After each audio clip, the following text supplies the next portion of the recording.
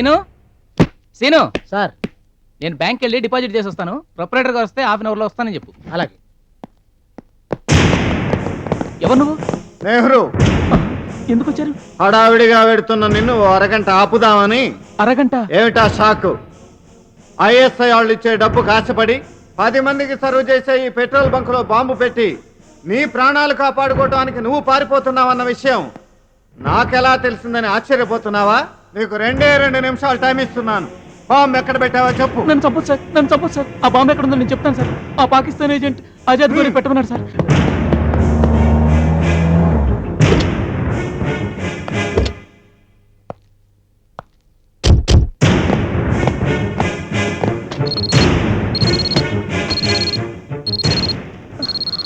ఇదిగో సార్. బయటికి తీ.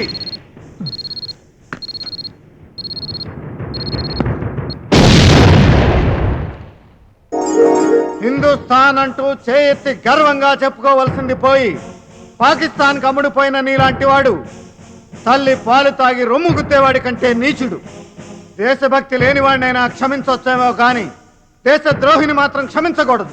సతీష్ సార్. వీడిని తీసుకెళ్లి పోలీస్ కమిషనర్ గారికి అప్పగించు. Okay sir. Nehru,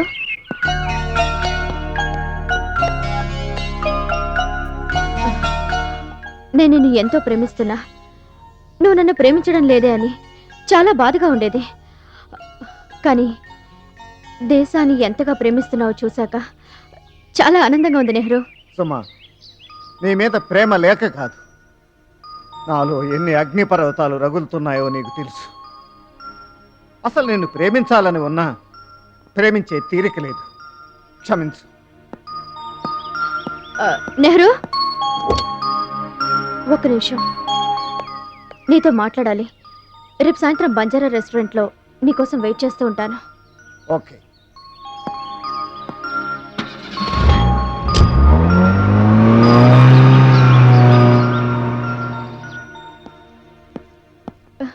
hi Nehru.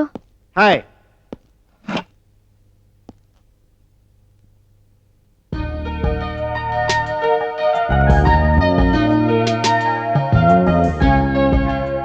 Nehru, నువ్వు ఎంత అందంగా ఉన్నావు తెలుసా? ఇంత అందంగా ఎలా పుట్టావు? ఈ ప్రపంచంలో అందానికి నిర్వచనం నువ్వే. ఆ గ్లామర్ రహస్యం నాకు చెప్పవా? నన్ను పుట్టించిన బ్రహ్మనడు. నీలాంటి డేరింగ్ అండ్ డాషింగ్ హీరో దొరకటం నిజంగా నా అదృష్టం. గుండాల గుండెల్లో సింహస్వప్నంలో తిరిగే నువ్వు అందమైన అమ్మాయి గుండెలో గుబులు రేపుతో అనుకోలేదు. గన్ను పట్టుకోవాల్సిన ఈ చెయ్యి గులాబీ పట్టుకుంటే ఎంత మధురంగా ఉందో తెలుసా? I'm lucky Nehru, I'm very lucky. Thank you Suma. I love you. I love you too Nehru. I love you. I love you. I love you. I love you.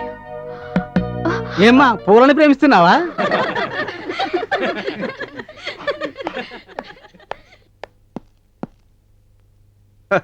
Congratulations mister Chakravarthi. Please sit down. Thank you sir. ఆ దుర్గా ఏరియాకి వెళ్ళడానికి మన పోలీసులు భయపడుతుంటారు. అలాంటిది వాడి మనుషులను తీసుకొచ్చి స్టేషన్లో పడేశారంటే రియల్లీ వర్ గ్రేట్. ఇందులో నా గ్రేట్నెస్ ఏముంది సార్? నా డ్యూటీ నేను చేశాను. నీలా ఎవరి డ్యూటీ వాళ్ళు సిన్సియర్గా చేస్తే ఆ దుర్గా లాంటి రౌడీలు బట్టకట్టలేరు. సార్, మీ కోఆపరేషన్ ఉంటే త్వరలో ఆ దుర్గను కూడా సాక్ష్యాధారాలతో అరెస్ట్ చేసి శిక్ష పడేలా చేస్తాను. షూర్, నా కోఆపరేషన్ నీకు ఎప్పుడూ ఉంటుంది. Okay sir. Wish you all the best. Thank you. వాడు బెదిరించాడని గాబరా పడిపోకండి. వాడి పెళ్ళాం గాజులు పగిలేసి నేను చెప్తాను.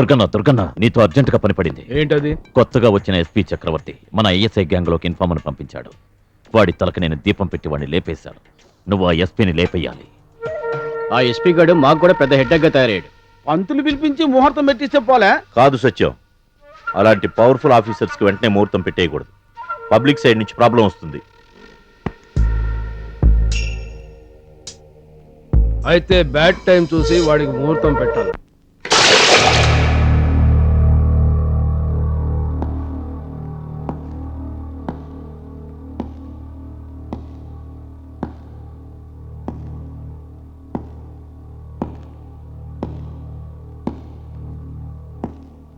చెప్పండ్రా, ఆ ఐఎస్ఐ ఏజెంట్లతో మీకు సంబంధం ఉందా? మీలో ఎవరికైనా సంబంధం ఉందా చెప్పండ్రా.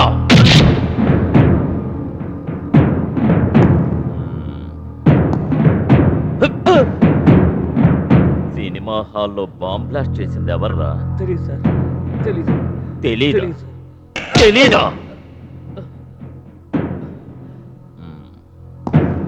వినాయక నిమజ్జనం రోజున ఏ సెంటర్స్ లో బాంబ్ బ్లాస్ట్ చేస్తున్నారా చెప్పండి.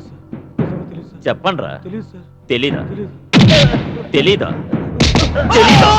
తెలీదా? తెలీదా? సార్ మీకు ఫోన్ సార్.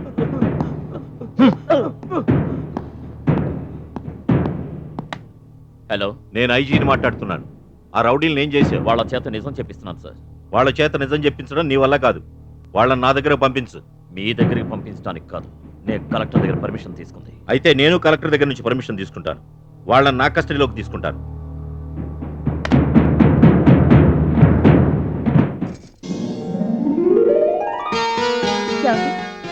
ఏమండి? గుడ్ మార్నింగ్ శ్రీవారు. ఇంత అందమైన మొహం ఎదుగా ఉంటే ప్రతి మార్నింగ్ గుడ్ మార్నింగే, ప్రతి నైట్ ఫస్ట్ నైట్. అబ్బా ఏంటిది పొద్దున్నే? ఆహా, బెడ్రూమ్ అంటే టూరింగ్ టాకీస్ కాదు, ఫస్ట్ షో సెకండ్ షో అంటూ రాత్రిపూట సినిమా వేయటానికి. వదలండి, ఎవరైనా చూస్తే బాగోదు. ఓహో, చూడకపోతే బానే ఉంటుందా? ఆ? ఏంటిది కొత్త పెళ్లి కొడుకులా కొంట వేషాలు? బాబీ చూస్తాడు, వదలండి. ఆ? ఎక్కడ వీడు? వదినా, బాబీ గడిటి వచ్చాడా? బాబీగాడా ఇక్కడికి రాలేదే. రాలేదా? ఇక్కడికి రాలేదు. ఎటు వెళ్ళి ఉంటాడబ్బా? ఆ, ఈ దుప్పటి కింద దాక్కొని ఉంటాడు. ఆ. హాయ్, అమ్మ దొంగ. రా బాబు, మన ఇద్దరు బయటకు వెళ్ళి ఆడుకుందామా? పద.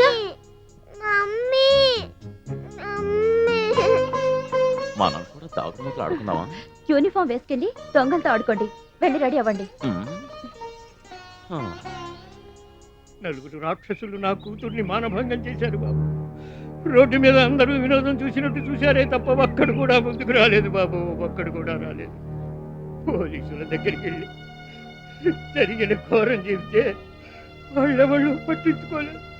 అందులో ఒకడు ఎమ్మెల్యే కొడుకున్నాడు. వాళ్ళ మీద కేసు పెట్టినా నిలవదు, జరిగింది మర్చిపోయి కడుపు తీయించేయని వాళ్ళు నోటికి వచ్చినట్లు మాట్లాడారు బాబు ఆ పోలీసులు. జరిగిన ఘోరానికి తలెత్తుకోలేక నా కూతురు ఆత్మహత్య చేసుకోబోయింది. ప్రాణాలైతే కాపాడగలిగారు కానీ పోయిన మానాన్ని ఎలా తీసుకురాగలరు బాబు?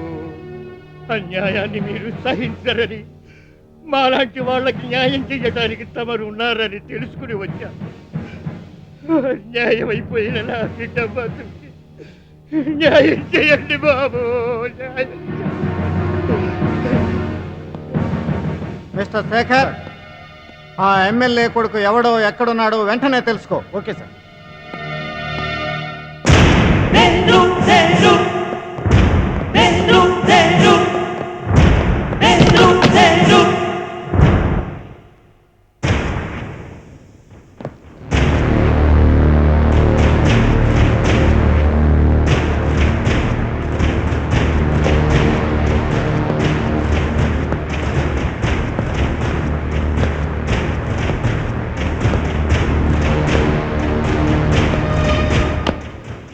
ఎవరు నువ్వు?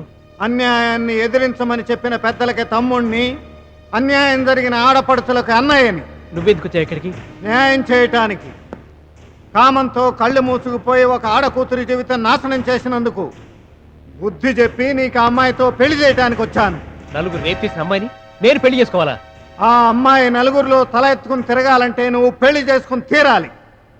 రేప్ చేసిన వాడికి కోర్టు 7 ఏళ్లు శిక్ష విధిస్తుంది. ఈ నెహ్రూ 100 ఏళ్లు శిక్ష విధిస్తాడు. నా తీర్పు తిరుగులేదు. నో, నేను దాన్ని చచ్చినా చేసుకోను. నీకు 2 నిమిషాలు టైం ఇస్తున్నాను. తాళి కట్టి భర్త అవుతావో, ఈ నెహ్రూ బుల్లెట్కి బలవుతావో ఆలోచించుకో.